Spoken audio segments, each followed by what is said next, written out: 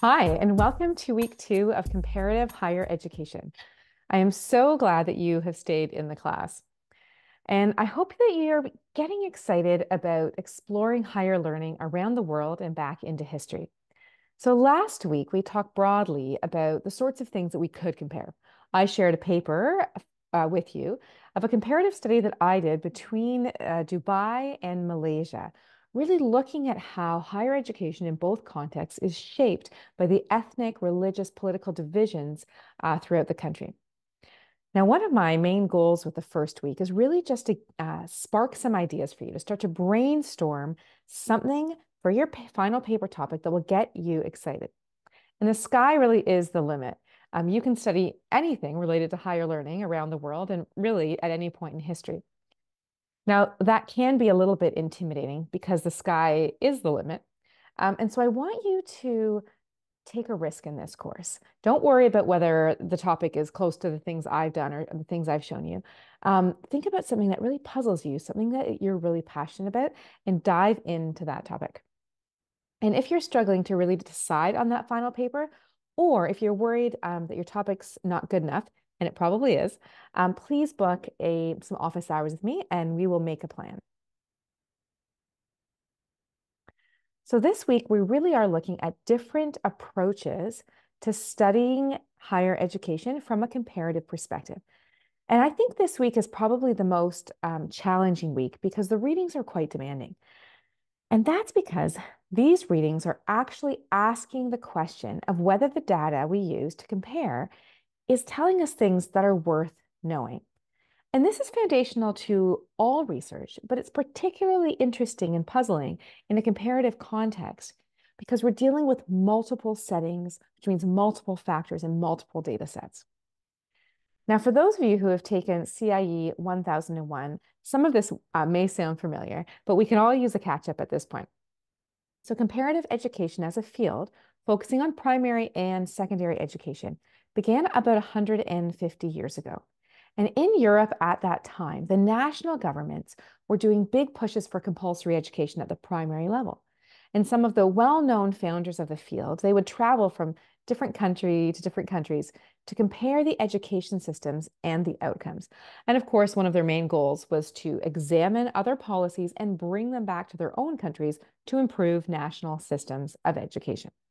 And coming out of this foundational approach, we ended up getting large data sets, things like PISA, the OECD, UNESCO. That's the paradigm that they're using. We look at countries and we compare them, often with the aim of improving our own national system. Now, the main academic discipline in this approach is sociology, and really it's a macro sociology, large-scale data sets, in-depth country studies, and that's the main approach to looking across countries to understand educational systems.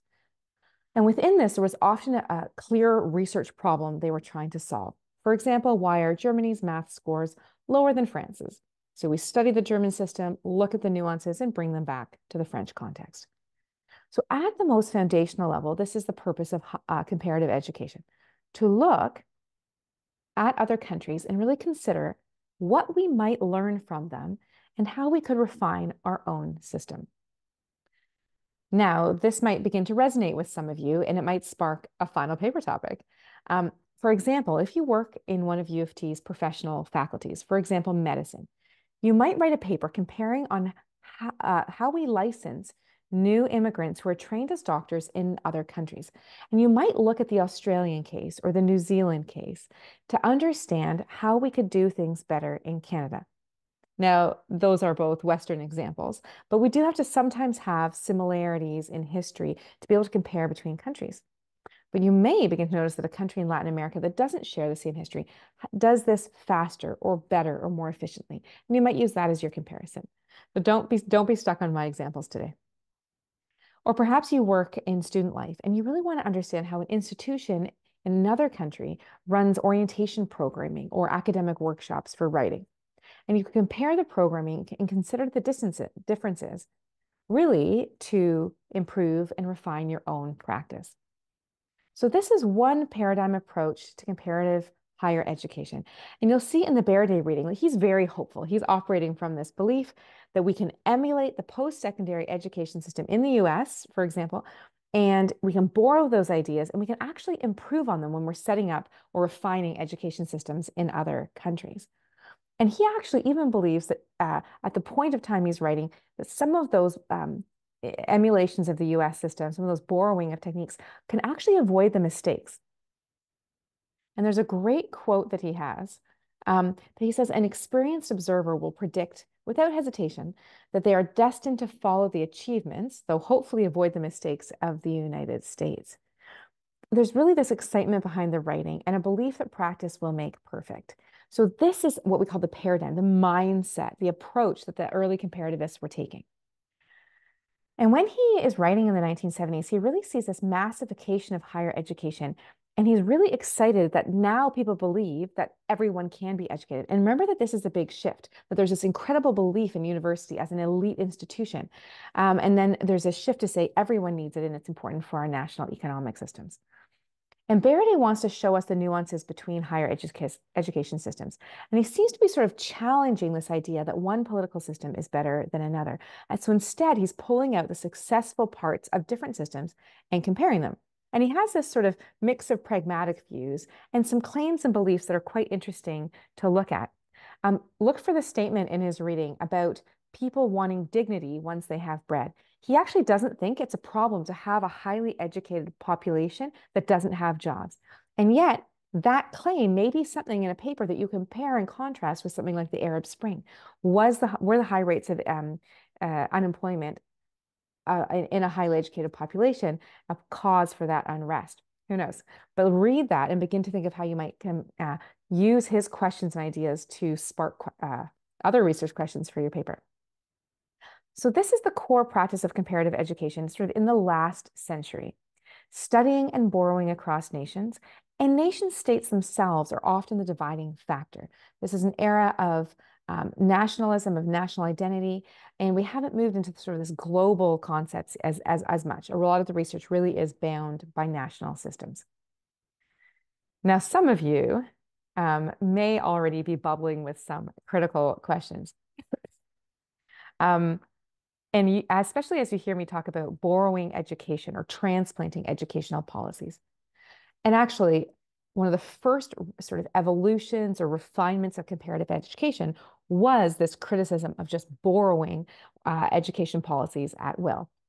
And so Sadler's famous quote that some of you will have heard of is, in studying foreign systems of education, we should not forget that things outside the school matter even more than the things inside the schools and govern and interpret the things inside. We cannot wander at pleasure among the educational systems of the world like a child strolling through a garden and pick off a flower from one bush and some leaves from another, and then expect that if we stick what we have gathered into the soil at home, we should have a living plant. A national system of education is a living thing, the outcome of forgotten struggles and difficulties of battles long ago. So this quote is actually not in your reading, so you can't use this one for your critical quote analysis. But it shows you that there were already strains of critique, of reflection on their own practice among the early comparativists. And so when you say to yourself, well, what about this? You're in good company. And I think what's perhaps the most interesting is the way that they examined context back then. They actually weren't looking as much at context as a political economic factor.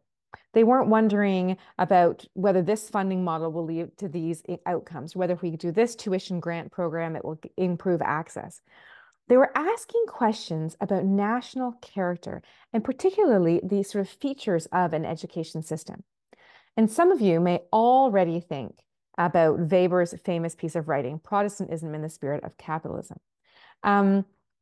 And Isaac Candel is another early comparativist as well, who said that progress in any social field, and especially in education, is possible only with a clear understanding of the factors that have brought about the situation. So in this course, history is very, very important. We look to history to understand the currents that are going through a nation and what brought us to this point. So is it enough to say, we've had a premier in Ontario who has not been as supportive of education systems? That's what's happening right now. But could we look at different phases, make a comparative and systematic analysis historically of the ways that different premiers and their governments have funded post-secondary education to begin to model and understand more deeply what's happening now and what some of those outcomes might be. So there's a very strong emphasis on understanding history and what got us to the current point. So as I sort of flipped around there, what is this piece about national character? And is this something that we can study? Now, in the Canadian context, this feels very strange to us because we are a nation of settlers, of immigrants. And when we begin to say what holds us all together, culturally or ethnically, that doesn't seem to make a lot of sense to us. But when the early comparativists were studying national character, they were defined within the nation state in sort of monoethnic groups, or they tried to claim that from the outside. Um, and they began to wonder what were the values people held? What were the underlying assumptions of religious systems? What were the way the family was networked, the way that labor relations were structured? And they would sort of use these on large sort of frameworks or charts to plug in what might be the national character. So then how might we do that now? If you're trying to figure out what the relationship between post-secondary education and society is, how do we look at the value of post-secondary in a place like Canada that is so diverse? So we might look at social media trends or public media debates. And this is where we actually are trying to look outside of things that are quantifiable, the amount of funding going here, the number of students here. We're going to look at the discourse around the value of education and some of the debates that we see in public education, STEM subjects versus the humanities. And we might begin to look at what the character of the people related to higher education is. Now, it's a complicated one. And actually, the examples I'm giving are still related to a university. It's very different than saying what are the pockets of collective identity in the broader Canadian society. But as I mentioned, with Weber's idea, he was really interested in how Europe's Protestantism in the North created the foundations for an economic system that was much more efficient than the way that Catholicism had developed in the South. And he links back both the way that people engage with the means of production as something that develops in a certain way. And so, are we able to look at some of those broader cultural trends in society and say this has impacted how we see higher education? Some of you will have read in your earlier classes Neil Bedell's work on the storied narratives of recent immigrants, so that the students who are going as first generation university students are incredibly high achieving because their parents had a character, an idea that they moved to Canada for education, and therefore we value it. And so when that's the narrative that is part of our national culture, or the certain groups within our society, their culture, how does that then impact higher education? And so can we quantify that? Not exactly, but we can read in depth on it. We can begin to describe it, to show the features of it, and to categorize and analyze it well. I'd love to chat more with anyone who wants to do that for their final paper because it's a really amazing way to understand societal trends more clearly. But I digress. So the other thing I wanted to talk about was the shift after World War II. So it's not until after World War II that comparative higher education becomes a field. And you won't necessarily see this distinction dramatically put somewhere, but we actually didn't have just a group of people thinking about just higher education comparatively until after World War II, when there was this concern for economic development in countries that had been destroyed, as well as a concern with the recently independent colonies. And so in that time, it's the political economic systems that are defining everything we talk about and everything that we did.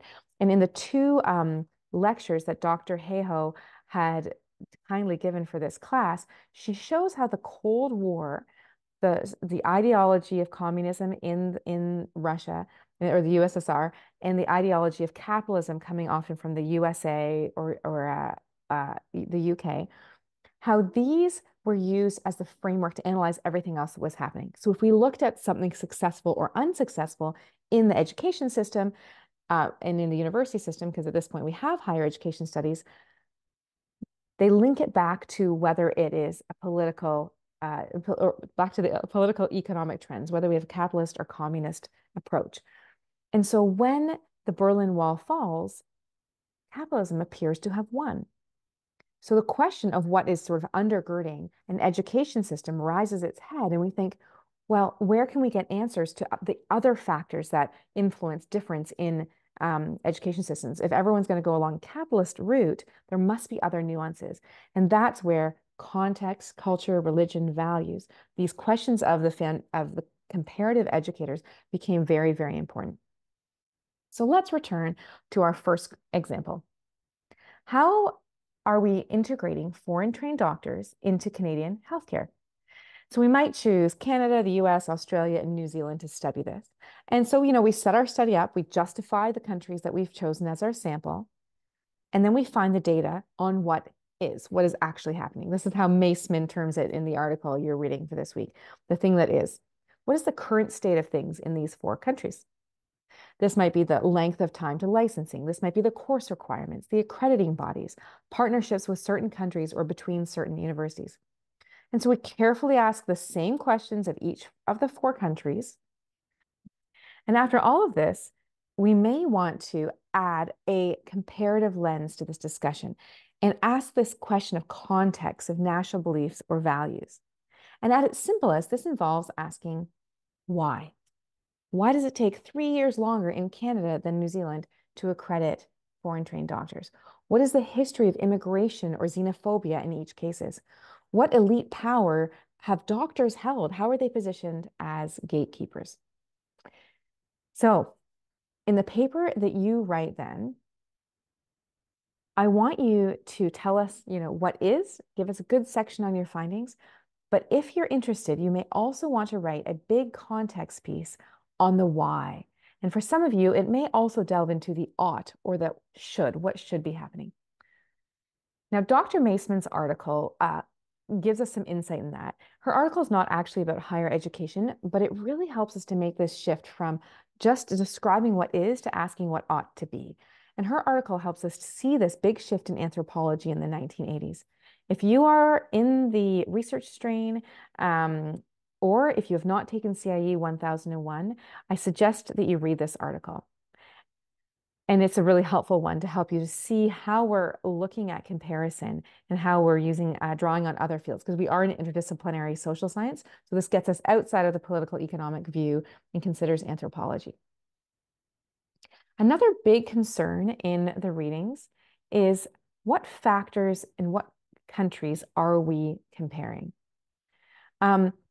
This is a really hard one to sort of sort out at the beginning of your structure. You have to make sure that you have a rationale for why you compare certain things.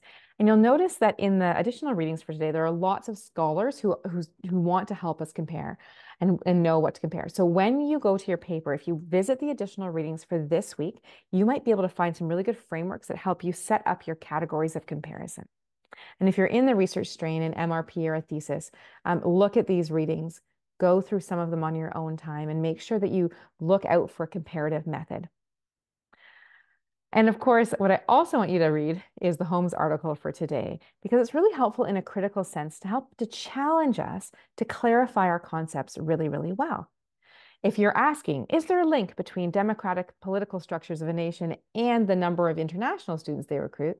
You need to visit the political science literature and you need to clearly explain, what do we mean by a democratic nation? So be rigorous with your definitions, which I spelled wrong there. If you're using the term society, who are you including in that? If you're using democracy, what forms of democracy are examined in the political science literature? If you're talking about spirituality, how is it different or similar to religion? I love the quote from Holmes when he says, right-wing elitism, laissez-faire liberalism, socialism, and communism. Many students do not think they are realistic alternatives. They reject them all. And he's writing in 1971. So we're talking right around the time of the big, big social upheaval in the US, Vietnam protests, the Berkeley protests, civil rights movement has happened.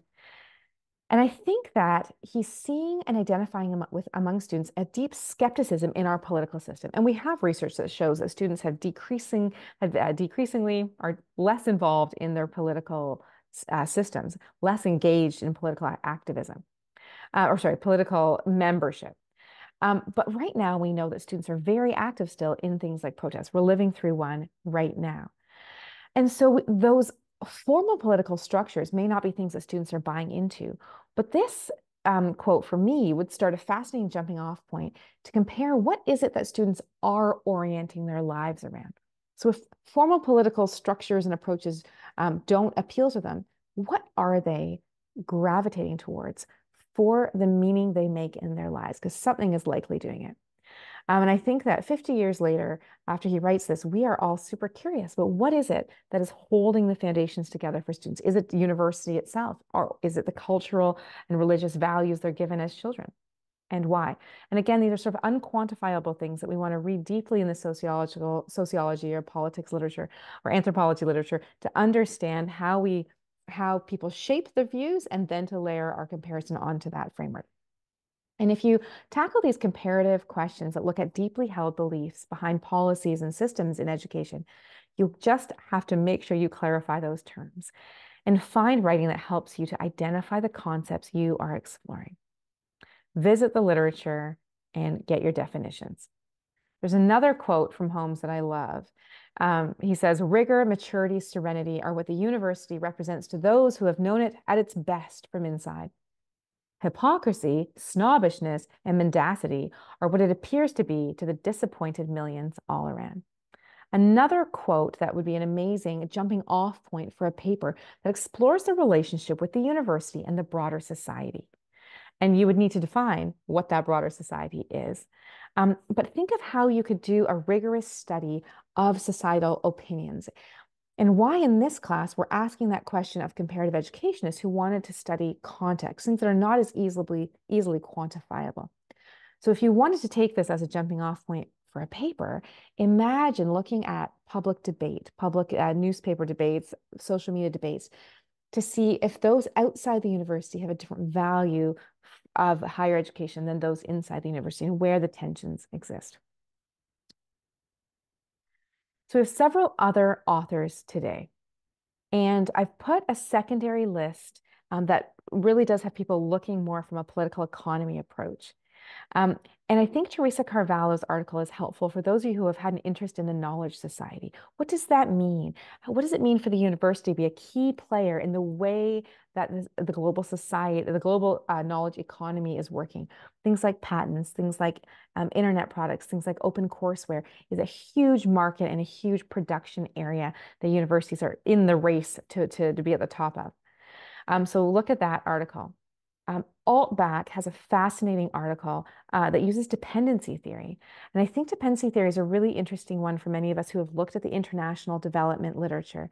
This came out of Latin America, and it was a critical approach that said, we cannot tell developing countries, or the global south, we would call it now, to just follow the path of developed countries, because the developed countries themselves set up infrastructure that steals the resources and takes out the value and the economic potential of these developed countries. So that was the sort of dependency theory that existed, that was written about in the 70s and 80s. And Altback applies it to higher education in the early 80s. And he says India and China are part of a knowledge system that does not favor them, that favors the West, and they'll never be able to compete. Of course, I'd love to know what you think of this article so many years later. Do you think 40 years later that India and China have been able to break through those barriers? Do you think dependency theory explains it, or would you take another theory and use that as a way to compare what's happening in two major emerging economies? Okay, I'm going to pause right now. I'm really, really excited. Do you have anything else here? Oh, yeah. So what about you? I want to know if you're someone who wants to do a pragmatic study of what is. Are you going to just compare accreditation for doctors in 3 or 4 nations? And that is okay. I want you actually to solve the problems you want. Or if you're someone who's always had these big ideas in their head, what's the purpose of higher education? How is it shaping the values of a new generation? I want you to clarify and think carefully about what question you might ask so that in your proposal, your paper proposal, you and I can have a really good conversation about how to study something less quantifiable. And if you have other beliefs about what should be, and you want to understand things to be able to say how we can work more peaceably, more equitably, more justly in our society and as those who are at an elite institution, I want you to be able to do that in your paper, because the sky's the limit, as I mentioned. It's been great chatting with you guys about this. I am always available for office hours, and to begin to think about how universities across the world and throughout time have impacted populations, have shaped both labor, philosophic thought, religious belief, migration, all the big things. So please think broadly about your paper, and we will get to that soon. As always, stay in touch. Bye.